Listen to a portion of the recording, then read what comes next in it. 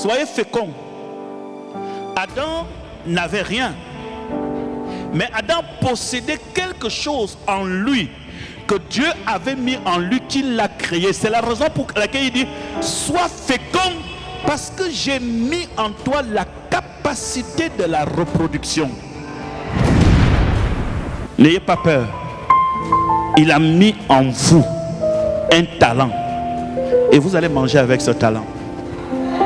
Que l'évangile vienne nous ouvrir les yeux. Comment la vie fonctionne, comment les gens réussissent, comment les gens échouent, comment les gens souffrent. Il n'y a pas un autre moyen sur la terre par lequel l'homme peut bien comprendre les phénomènes de la vie, si ce n'est que l'évangile. Voilà pourquoi Jésus dit: je suis le chemin, la vérité et la vie. La vérité, la vie, c'est Jésus-Christ. Et quand vous êtes avec Jésus, vous allez connaître et comprendre le fonctionnement de votre vie. Ce livre dit toute la vérité dans tout ce qui concerne la vie de l'homme sur terre. Il n'y a pas deux, il n'y a pas trois, il n'y a pas quatre, il n'y a qu'un seul livre que nous pouvons comprendre, étudier et comprendre comment fonctionne la vie. Donc le cycle, quand on parle d'un cycle, c'est une suite d'événements qui se reproduisent dans des mêmes périodes. Ça peut être des malédictions comme ça peut être des bénédictions. Un cycle est une suite d'événements répétitifs. Chaque instant, ça revient, ça revient. Et on peut dire lui, la vie dans un cycle, soit de malédiction, un cycle de bénédiction. Et la nature elle-même nous présente le cycle des différents climats de la terre, ce que nous pouvons appeler les saisons. Tant que le cycle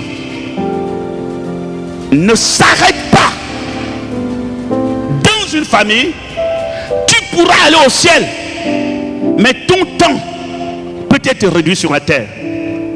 Et Jésus nous a choisis dans nos familles pour mettre fin aux événements diaboliques qui se produisent dans l'histoire de notre famille, de mettre fin au cycle.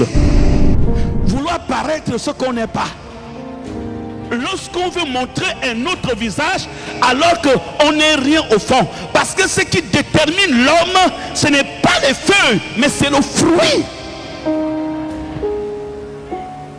Comment tu te retrouves avec les feuilles alors que ce n'est pas sa saison, ta saison? Il y a plusieurs personnes qui ont pu usurper la saison des autres. Ils ont fait des choses comme c'était pour eux, mais le fruit n'est pas là, parce que c'est le fruit qui accompagne la saison. Et je prie Dieu pour que tu ne sois pas un homme et une femme dont la gloire ne se retrouve que sur les feuilles, mais sois un homme et une femme dont la gloire est dans son fruit. Parce que les séries d'événements de manière négative, si on ne les arrête pas, tes enfants peuvent subir la même chose. Mon frère, il y a des choses que nous devons arrêter de notre vivant pour épargner nos enfants de vivre les mêmes phénomènes. On peut arrêter. Voyez-vous, Dieu ne vous délivre pas si vous-même, vous n'êtes pas d'abord conscient qu'il y a quelque chose qui ne va pas dans votre vie. Plusieurs personnes vivent des situations, ils les ont acceptées parce que pour eux c'est normal. Ce que tu n'as pas pu réaliser, ton fils va le réaliser. Ce que tu n'as pas pu réaliser, ta fille va le réaliser.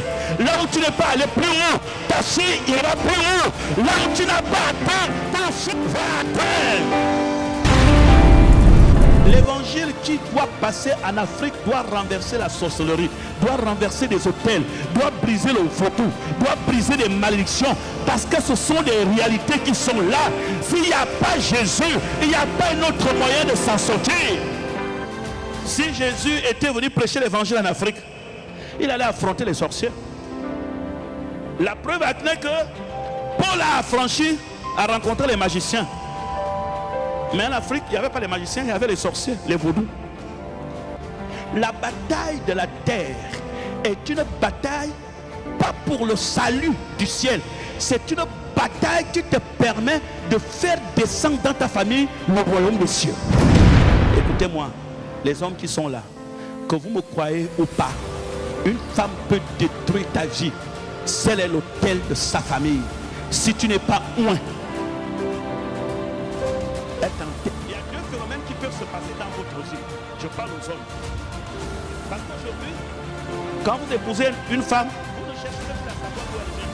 Vous regardez la beauté, les mèches brésiliennes, les rouges à lèvres, tout ça là, oh, c'est joli. Laissez ça. Vous allez vivre l'enfer.